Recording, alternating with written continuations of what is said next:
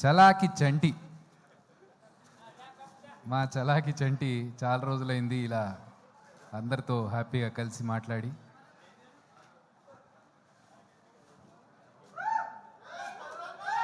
చంటిగాడి fans ఎక్కడా?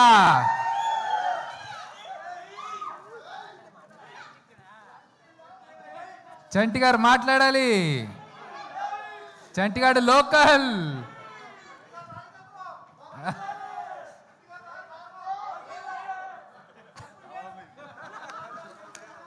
లేవు, రూపాయి కూడా లేదు.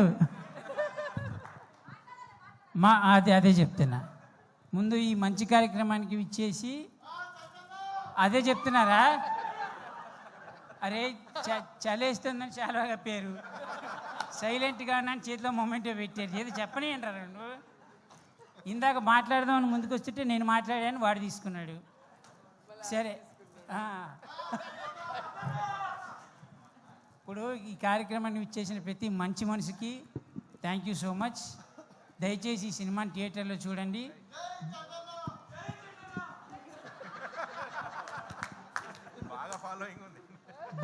ఈ సినిమా బాగుంటే నలుగురికి చెప్పండి,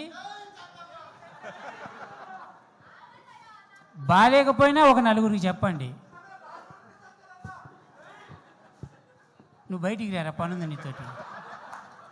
but anyways thank you so much. ఇంతమంది ఇక్కడికి వచ్చి మా తమ్ముడు రాకేష్ ఆశీర్వదించడానికి వచ్చినందుకు 1.5 నిమిషాలు ఇచ్చిందే. ఇప్పుడు ఇందాక 4 గంటలైందిరా నేను వచ్చి. నన్ను మా అందరు మీడియా వాళ్ళందరూ కూడా వెళ్ళిపోయారు. ఖాళీ గిన్నెలు బయట వెయిట్ చేస్తున్నాయి.